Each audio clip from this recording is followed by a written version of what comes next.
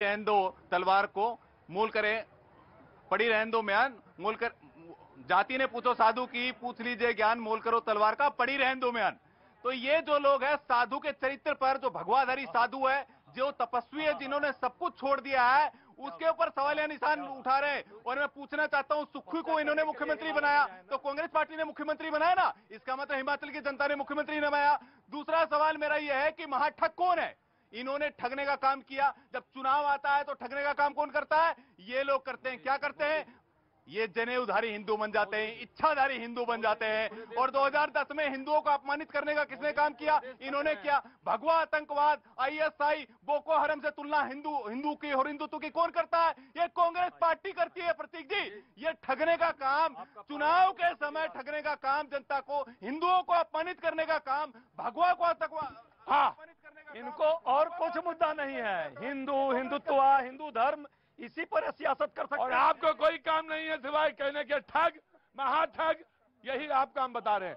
आप ही के पास तराजू है, आज आपके पास बैरो में किसी चुने हुए प्रदेश पे आप आज मेरा मूड है, आप पूरा मूड है, लेके चला हूं मूड।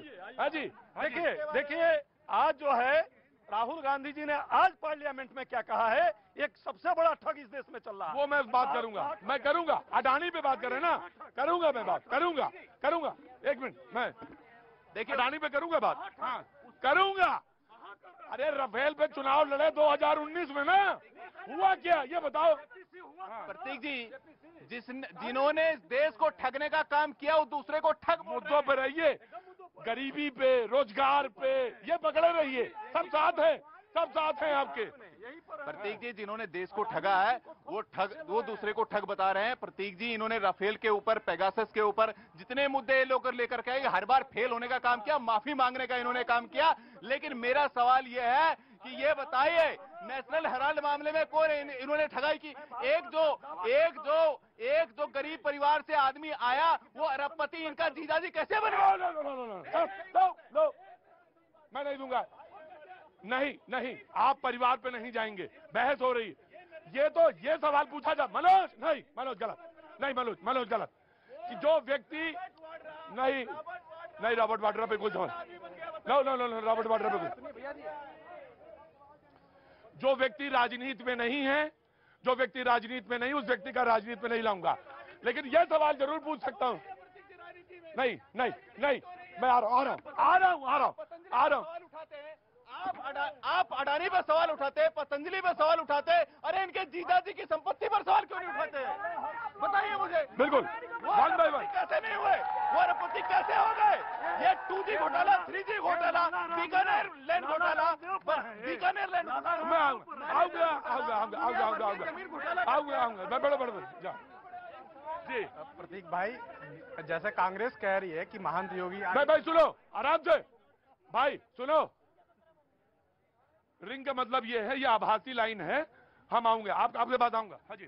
जैसा वो लोग कह रहे हैं, चाहे ये भाई साहब भी कह रहे हैं कि महंत योगी आदित्यनाथ जी ठग हैं। समझिए कैसे ठग हैं। 2017 में चुनाव जीत के सत्ता इनसे ठग ली, तो इनको ठग तो दिखाई देंगे। वो तो उससे पहले से ठगाई हो रही है इनके साथ, जनता इनके साथ ठगी कर रही है, इन्हें नहीं पता चल रहा है। लगातार चुनाव हारते जा रहे हैं, इन्हें पता ही नहीं चल रहा है ठग हो किसे रही है। ठगी उन्होंने की है उत्तर प्रदेश में, अगर किसी चीज से तो सुशासन से की है। आज किसी से आप पूछेंगे, कोई विरोधी भी होगा तो ये बात कहेगा कि हाँ, वहां पे अब प्रशासन का बोलबाला है। मैं आ रहा हूं, विष्णु परिषद। देखिए प्रतीक जी, कांग्रेस का एक अपनी संस्कृति, उसका अपना इतिहास रहा है, और वो इतिहास रहा है हिंदुत्व को बदनाम करने का, सनातन को बदनाम करने का, हमारे देश के साधु संत और परंपरा उसको बदनाम करने का। अरे भारत तो उस परंपरा का मानने वाला है जहां पर रावण भी भगवा पहनकर गया तो माता सीता ने उसको प्रणाम कर दिया। ये भारत है। और ये कांग्रेस के लोग वो हैं जब हमारे निहत्थे संत गो रक्षा के लिए आंदोलन कर रहे थे तो इन्हीं कांग्रेस के लोगों ने उन पर गोली चलवाई थी।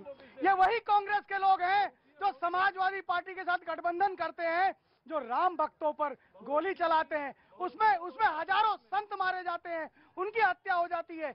इसलिए इनसे कोई अपेक्षा हिंदू को लेकर, हिंदुत्व को लेकर, सनातन को लेकर नहीं की जा सकती। न्यूज़ 18 इंडिया की web series FIR number 208 streaming today.